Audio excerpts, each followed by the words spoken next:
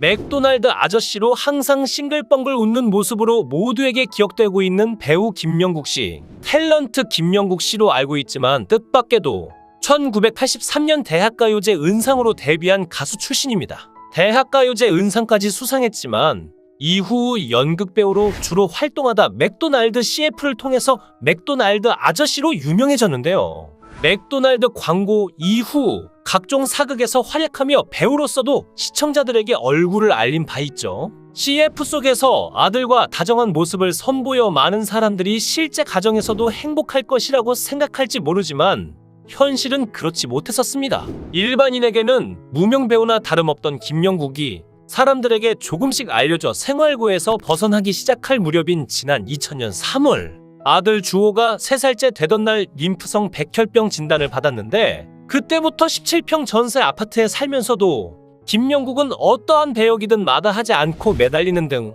수천만 원에 달하는 아들의 치료비를 위해 쉬지 않았습니다. 김명국의 이러한 지극정성 때문인지 한때 주호의 몸에서 암세포가 사라져 학원도 다니고 밝게 웃는 등 정상인과 같은 생활을 하였는데 그러나 2003년 5월 다시 주호의 몸에서 암세포가 발견되었고 김명국은 하늘이 무너져 내리는 큰 슬픔에 빠지고 말았습니다. 이 당시 김명국은 지푸라기라도 잡는 심정으로 자신이 출연 중이었던 KBS 1TV 무인시대 홈페이지 게시판을 비롯 네티즌들이 많이 참여하는 KBS 오락 프로그램 홈페이지 게시판 등지에 처음 주호가 병을 얻었을 땐 살 수 있는 확률이 70%라고 해서 항암 치료를 시작을 했는데 이젠 그 방법도 힘들다고 합니다. 3년이란 세월이 다시 처음 그때로 돌아갔다고 생각하니 눈물이 앞을 가립니다라며 일주일 후면 앞으로 우리 주호가 견디기 힘들 만큼 고통이 따를 텐데 아빠가 대신 아파해 줄 수만 있다면 우리 주호 대신 제가 그 고통을 다 짊어졌음 하는 심경뿐 또 옆에서 기도해 주는 것뿐 우리 주호를 도울 길이 없어 마음이 무너질 것 같습니다라며 네티즌들에게 눈물로 골수기증을 호소하기도 했습니다. 그리고 주호의 조직과 일치하는 제대혈을 구했고 비로소 수술에 들어갔는데 이때 김명국은 아들 주호의 이름을 영원히 건강해라라는 뜻으로 영길로 개명하였죠. 그러나 영길고는 오랜 항암 치료로 인해 면역력이 약화되었고 그것이 폐에 곰팡이 균이 생기게 만들었으며 결국 아버지의 노력에도 불구하고 호흡곤란으로 인한 심장마비로 9살 나이에 아버지 곁에서 눈을 감고 말았습니다. 백혈병으로 9살짜리 아들 영기를 잃은 배우 김명국 씨와 부인 박기자 씨는 아이를 가슴에 묻는다는 말은 거짓말이라고 말하며 아이가 좋아하던 바닷가, 진하게 끓인 청국장, 그림 그리던 크레파스 조각, 함께 바라본 하늘, 함께 숨 쉰 공기가 우리 곁에 있다고 말합니다. 김명국의 막내 아들은 고작 9살의 나이에 세상을 떠났고 김명국 부부는 17년 전 떠난 아들의 물건을 아직도 보관하며 아들에 대한 그리움을 달래고 있었는데요. 김명국은 우리 아이가 어린이집 가고 싶어, 집에 가고 싶어 이 얘기를 가장 많이 했다.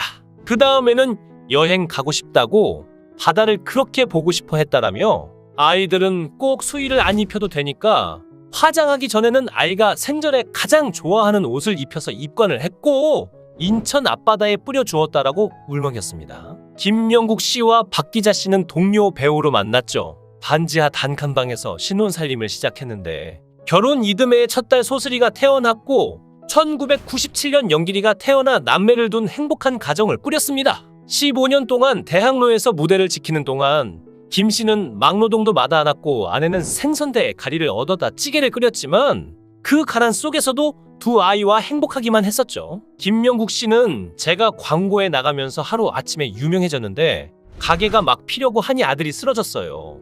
9년의 삶 중에 5년 동안 투병을 했으니 그러나 생전에 아들은 눈물 많은 엄마에게 이렇게 말했다고 합니다. 엄마 울지마. 내가 아파서 미안해. 아들은 영원히 길게 살라고 이름까지 영길로 바꿔주었지만 아들은 결국 5년 동안의 투병 끝에 2005년 하늘나라로 떠났다며 그때 아이가 울면서 했던 말이 기억에 남는데 다른 아이들은 유치원 놀이터에서 노는데 왜 나는 만날 병원에 가야 하느냐 하는 말이 지금도 기억에 남는다. 버킷리스트가 아픈 사람에게는 일반적인 사람이 봤을 때 소박한 것이 소원이 된다고 말했죠. 당시의 누리꾼들은 배우 김명국 아들의 슬픔을 애도하면서 같은 시기에 요절한 탤런트 이은주와 함께 천상에서 남매처럼 지내라는 메시지를 남기기도 했는데요. 김명국은 우리 아들이 2005년도에 세상을 떠났으니까 거의 17년 됐다. 처음 백혈병 걸리게 되면 화학치료라 해가지고 항암치료를 한다. 남자아이 같은 경우는 3년에 항암치료를 해야 한다. 3년의 항암치료를 끝내고 나서 5년을 두고 본다. 5년까지 재발이 없으면 완치 판정을 내려준다. 그런데 우리 아이는 3년 끝나기 시점 한 달 반 만에 재발 판정을 받았다고 당시를 떠올렸습니다. 김명국은 아들의 투병을 위해 생명나눔운동과 골수기증 캠페인에 동참하기도 했고 아들과 같은 처지에 있는 아이들을 돕겠다는 일념으로 찜통 같은 고비 사막을 마라톤으로 달리는 모습을 보여주며 감동을 안기기도 했었죠. 그러다 골수 이식의 기회가 찾아오기도 했는데요. 하지만 아들과 맞는 골수를 가진 단 한 명의 장기기증 지원자가 갑자기 마음을 바꿨고 성공을 하지 못했습니다. 그래서 끝내 아들을 살리지 못했죠. 2005년 2월 23일 아들과 마지막 생일 파티를 하고 병마와 싸운 5년을 뒤로 하고 엄마 품을 떠나고 말았습니다. 김명국은 딸이 타국에 있다 보니 아내와 나만 남았다. 미니멀 라이프로 살고 있다라고 집을 소개했는데요. 집에는 가족 사진이 넘쳐났습니다. 배우 김명국은 백혈병으로 먼저 떠난 아들을 보며 아픈 애 같지 않죠라며 희미한 미소를 지었는데요. 이어 백혈병에 걸린 환자가 있다는 건 드라마나 영화 소재인 줄 알았다. 남의 일인 줄 알았다라고 말했는데 아들이 매일 하고 다니던 목걸이, 도장, 일기장 등이 한 상자에 빼곡히 담겨 있었습니다. 김명국은 아들은 어린이집 가고 싶다, 집에 가고 싶다, 여행 가고 싶다라는 말을 제일 많이 했다. 생전 좋아하는 옷을 입혀 입관을 했다. 아이들은 꼭 수의를 안 입혀도 되니까 그렇게 해서 인천 앞바다에 뿌렸다라며 울먹였는데요. 배우 김명국은 아내와 19년째 매달 마지막 주 일요일마다 조혈모세포 기증 캠페인을 연다고 합니다. 조혈모세포는 혈액암 환자의 완치를 위해 꼭 필요한데 가족 간에도 맞을 확률이 적어 많은 사람들의 기증이 절실하다고 하는데요. 아들이 백혈병 재발 후 조혈모세포 이식을 받지 못하며 세상을 떠났기에 더욱 진심을 담아 필요성을 알렸습니다.